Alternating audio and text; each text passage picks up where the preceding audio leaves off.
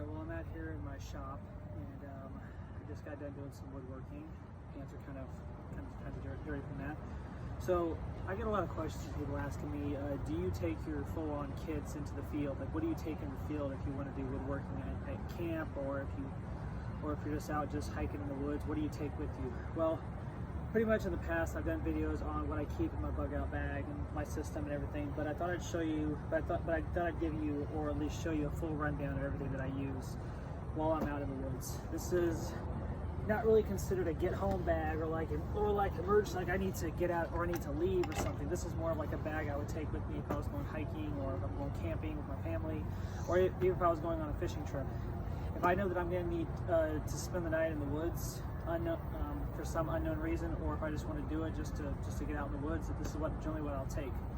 And the gear inside here has changed quite a bit. So real quick, on the bottom I'm going to show you, I have there's just a regular moving blanket that I got from a friend. So in the summertime I don't take my wool blanket because it's too hot, so I'll generally take this and use it as a ground mat, or I'll set my hammock up if I'm going to hammock camp, and this could be the ground, and this could be the mat that I use for inside my hammock.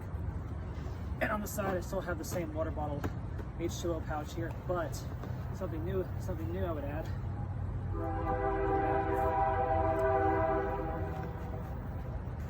I got a brand new water bottle. We got a train going in the background, so hopefully you guys can hear me over the train. And if I can get the nesting cup out. There we go. The nesting cup is still the same as last time, just on my last video. I'm going to set this down so that way I can get access to it better. So that's still the same. And the majority of my water kit actually is still the same from before. Still got the same water filtration system from Sawyer. Got some 2% tincture of iodine for disinfecting water. This is the strap that came with my H2O pouch. So in case I want to take off, so if I want to take the pouch off my backpack, this is the strap where I can sling it over my back, sling it over my shoulder, hike out with that. Okay, and then lastly, in this down pocket down here, this is the stove for my cup, and lastly, the wet wood fire starters to get the stove going, because this is a dry fuel stove, but I make my own fire starters, so I have five or six of them there. So that's generally what's in my water kit. Now tools. Now the tool pouch has changed quite a bit. Well, I would say quite a bit, but I did add some things that I think would help me out. So still have the same knife with the sail needle duct taped to the back of it. Still have the same folding saw, the Bahco Laplander folding saw, so that's still the same. Still have the same Willing knife from Opinel. This is something new. I got a brand new sharpener from Work Sharp. So this has a diamond rod on it. So this thing is a beast. I love it. So that's something new. And also something new, I replaced out my tomahawk head with this little guy right here. This is called the Woodsman's Wedgie from Self-Reliance Outfitters. It's got a hole bored through the middle of it, so you can make a handle for it. Got a bow drill divot. This thing is a beast. You just put it in the wood, pound it with a mallet or a piece of wood. It can split firewood just like an axe can. And you combine that with a good saw and a good belt knife. You don't even need to carry an axe for at least 3 seasons. So I love that thing. And lastly, in tools, I still got the same multi-tool, so that's still the same. So, all right.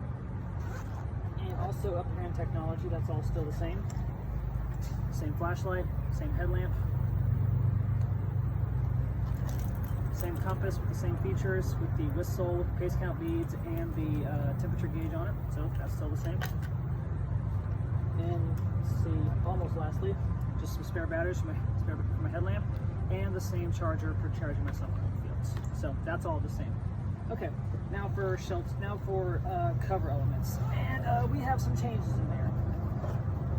So still got the same hammock system. My backpack wants to fall over. So the hammock system is still the same. The shelter bag I made some changes to the shelter bag. It still has the same items in it, but I did make a few changes. The new change, I got a new light for my tent or my tarp, or if I'm hammock camping, I can hang this in my hammock. So I got a new light for that. Let's see, with some, got some spare batteries for that too, so it's spare batteries. Still got the same plastic 10 stakes, 4 of them. Still got a roll of bank line with a toggle attached to it. I mostly use this to suspend pots over the fire, so that's still the same. Still got, of course, paracord, and of course, lastly, still got, if I can get it out, a little roll of Gorilla Tape for repairs. So the shelter bag is still the same. I'm going to put this stuff back in the shelter bag so I don't lose it if I get some small parts in here. So that's all still the same for you to see. Let's drop the bank line on the ground. Get that real quick. So that's all still the same. I think that's it for this. Yep, that's it. So we won't lose anything. And of course, oh, and also one more thing in the shelter, if you hadn't noticed already, the tarp, I'm not going to pull it all the way out, but if you've seen it, the tarp, the blue tarp, that's still the same. So I still have, you can see, I don't know if you can see, but the tarp is still the same. So that is everything. And actually, I'm going to go ahead and pack up all the shelter stuff right now because that's not going to take that long. So that's going to get packed up right now. Josh, one back on here. So, put shelter stuff away real quick. And now we're going to dive into the meat and potatoes of this pouch, which is the main portion. So a lot of stuff has changed in here, so let's get into it. So I'm still got the same grill gloves for cooking. Still got the same work gloves for doing woodworking or working around camp. So still got the same set of gloves. Now, some new stuff in my cooking bag has changed. I actually have some utensils I made myself. So I have a cooking spoon that I actually made myself. So this was something I whipped up. Also got a spatula that I made also. So this is also something I made up.